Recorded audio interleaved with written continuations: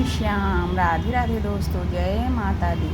श्री दुर्गा सप्तशती के अंतर्गत आज हम 10वां अध्याय का पाठ करेंगे। शुंभ दानव का वध। इसके बाद ऋषि ने कहा, हे राजन, अपने भाई निशुंभ तथा दानवी सेना का विनाश देखकर शुंभ ने क्रोधाविष्ट होकर कहा, दुष्टा दुर्गे, तू अपने बल पर गर्व न कर। तू दूसरी स्त्रियों की सहायता लेकर और स्वयं को स्वाभिमानी बनकर लड़ रही हो। शुंभ के उत्तर में देवी ने कहा, अरे दुष्ट, मुझे केवल अकेली ही समझ। तू अपनी आंखें खोलकर देख, ये सब मेरी ही विभूतियाँ हैं। अब ये सब मुझ में ही लय को प्राप्त हो रही हैं। तत्पश्चात ब्रह्माणी आदि समग्र देवियाँ अंबिका देवी के शरीर में सन्निहित हो गई। तब उस स्थान पर केवल अंबिका ही रह गई। देवी ने शुंभ दानव से कहा, मैं ही अपनी विभूतियों से अनेक रूपों में वहाँ प्रकट हुई थी। अब उन सभी रूपों को मैंने अपने में समेट लिया है। अब मैं अकेली रहकर ही तेरे साथ युद्ध करूँगी। अब तू युद्ध के लिए तैयार हो जा। ऋषि ने आगे कहना प्रारंभ किया। सभी उपस्थित देव दानवों के समक्ष शुंभ और देवी में द्वंद्व युद्ध शुरू हो गया। उन दोनों पक्षों का युद्ध तीक्ष्ण शस्त्रों के प्रहार तथा बाण वर्षा के कारण बहुत ही भयानक प्रतीत होने लगा। देवी द्वारा चलाए गए अनेक दिव्यास्त्रों को उस दानव ने अपने अस्त्रों द्वारा खंडित कर दिया। इसके साथ ही उत्तर में देवी ने भी शुंभ के अस्त्रों को अपने अकेले केवल हुंकार शब्द से उच्चारण से क्षण मात्र में ही काट गिराया। तब पुनः उस महादानव ने अपने बाण वर्षा कर देवी को ढक दिया। प्रत्युत्तर में देवी ने भी अपने धनुष को भंग कर दिया।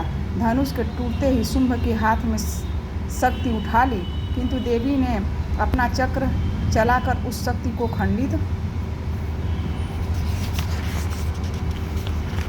कर दिया। तब वह असुर शतचंद्रों के समान प्रकाशित ढाल और अपनी तलवार लेकर देवी पर झपट पड़ा।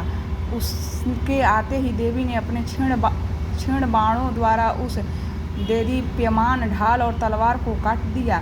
उस दैत्य के सारथी और अश्व भी काल के ग्रास बन गए। उसका धनुष तो पहले ही टूट चुका था। उसने अपने हाथ में भयंकर मुग्दर उठा लिया। उस मुग्दर को भी देवी ने अपने बाणों से काट दिया। शस्त्र रहित होकर वह दानव साहसपूर्वक मुक्का तान व कर देवी की ओर झपट पड़ा। उस राक्षस ने मुष्टिका से देवी के वक्ष में आघात किया। तब उसके उत्तर में देवी ने उधर से एक थप्पड़ जमाया। देवी का थप्पड़ लगते ही वह महादानव भूमि पर गिर पड़ा, किंतु संभल कर वह पुनः उठा। उठते ही वह देवी पर एक छलांग उछला और देवी को लेकर आकाश मार्ग में उड़ चला। आकाश में निराधार स्थित होकर देवी के साथ शुंभ का मल्ल युद्ध होने लगा। उनके इस अलौकिक युद्ध को देखकर सभी महर्षिगण आश्चर्यचकित हो उठे। दीर्घकाल तक युद्ध कौशल से दिखाकर देवी ने शुंभ को घुमाकर भूमि पर फेंक दिया। भूमि पर गिरते ही वह देवी के युद्ध के लिए पुनः दौड़ पड़ा।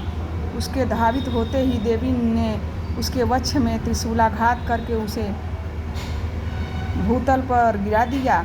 उस त्रिशूल का भयंकर आघात लगते ही दानव ने अपने प्राण त्याग दिए। अंतोगत्वा वह दानव समुद्रों, द्वीपों, पर्वतों सहित पृथ्वी को प्रकंपित करता हुआ भूलुंठित हो गया। उस दुरात्मा की मृत्यु से संपूर्ण ब्रह्मांड आह्लादित हो उठा। आकाश निर्मल भासित होने लगा। आकाश से उल्कापात तथा उत्पात सूचक मेघ आदि सभी शांत होकर स्थिर हो गए एवं नदियाँ अपनी स्वाभाविक गति से प्रवाहमान होने लगीं। उस महादानव के वध से संपूर्ण देवों को अपार हर्ष हुआ और गंधर्वादि गण मधुर कंठ के गान करने लगे।